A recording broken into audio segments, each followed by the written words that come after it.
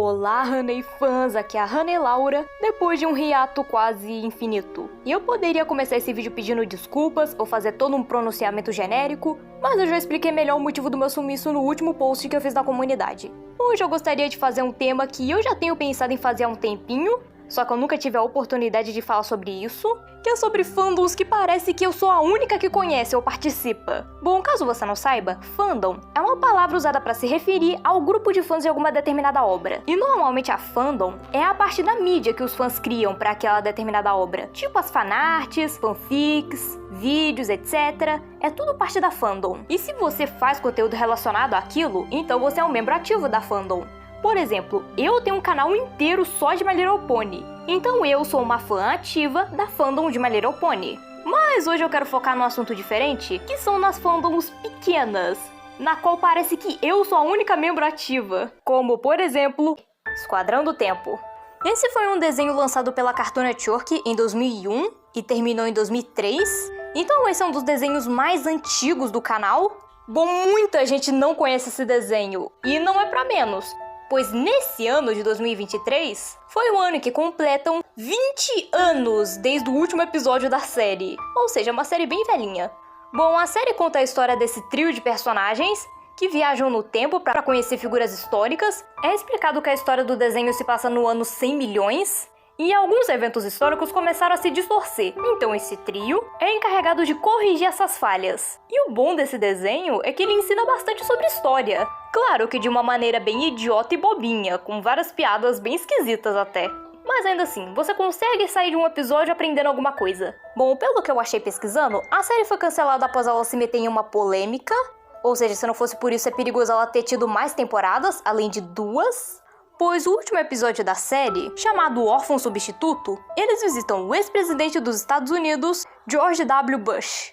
O que pra mim é meio estranho, levando em consideração que ele ainda estava vivo enquanto esse episódio lançou, e isso deu o que falar na época, a ponto desse episódio quase não ser lançado. Bom, eu não achei ao certo o motivo específico do porquê a aparição desse presidente causou tanta polêmica. A teoria mais aceita é a de que a Cartoon Network não queria se envolver com política. A única coisa que sabemos é que a aparição desse cara causou o fim da série, o que é muito triste, pois eu amo essa série. Pra falar a verdade, eu não sei porque eu gosto tanto dessa série, até porque é aquele típico desenho que faz piadas nojentas. Algumas são engraçadinhas, mas outras nem tanto, tipo no episódio da Amelia Hart, onde aqui ela é uma compulsiva por limpeza que tem medo de germes, e durante os episódios eles convencem ela a fazer um monte de coisa nojenta pra ela parar com essa fobia. Eu não sei porquê, mas eu gosto muito dessa série. E eu acho que um reboot dela não seria uma má ideia, pois a série original, como eu mencionei anteriormente, tem um humor bem besteirol, que pode não agradar muita gente, mas ainda assim é uma série bem informativa. Tipo, tem episódios onde eles vão visitar o Júlio César, o Kublai Khan, o Attila Uno. E esse desenho entra pra minha lista justamente pelo fato de que quase ninguém fala dessa série. Raramente que eu vejo qualquer postagem sobre isso em qualquer rede social. E agora, vamos terminar com um desenho que eu comecei a assistir há pouco tempo atrás, que é outro desenho da Cartoon Network, também lançado nos anos 2000, que é o desenho Whatever Happened to Robert Jones, ou só Jonas o Robô, como ficou em português. Bom, de acordo com a última vez que eu vi, essa série ainda é reprisada no Tooncast. Bom, por enquanto, pois eu fiquei sabendo que a Tooncast vai acabar.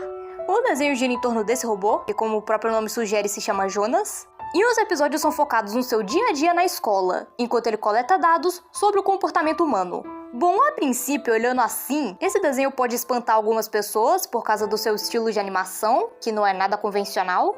Mas sei lá, alguns chamam de feio e eu chamo de charmoso e único. Bom, essa série, em comparação ao Esquadrão do Tempo, é um pouco mais lembrada. E apesar do personagem continuar usando pronomes masculinos durante a série, muita gente adota ele como um ícone não binário, e por causa disso algumas pessoas se lembram dessa série até hoje, mas tirando isso ela é bem esquecida. Bom, eu comecei a assistir essa série apenas no início desse ano, e assim como o Esquadrão do Tempo, eu também não tenho a mínima ideia do porquê eu gosto desse desenho.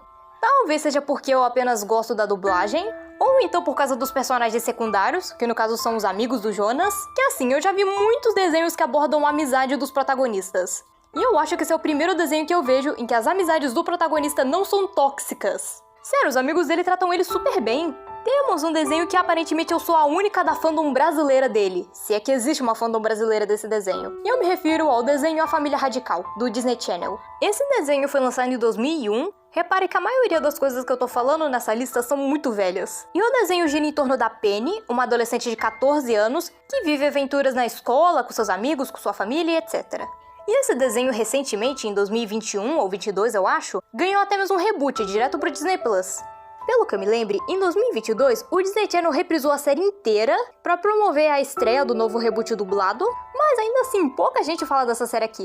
Mas esse não é o caso lá na gringa, pois por lá o desenho é muito popular, já que o desenho falava sobre temas bem delicados, como racismo, xenofobia, intolerância religiosa, entre vários outros. E levando em consideração que a série é de 2001 e tem desenhos de 2023 que não conseguem abordar esses temas de uma maneira precisa, esse desenho estava muito à frente do seu tempo, por isso que muita gente lá na gringa gosta dele. Ao contrário do reboot, que já tá sendo massacrado pela crítica, pois tem gente falando que o reboot é muito lacrador e militante.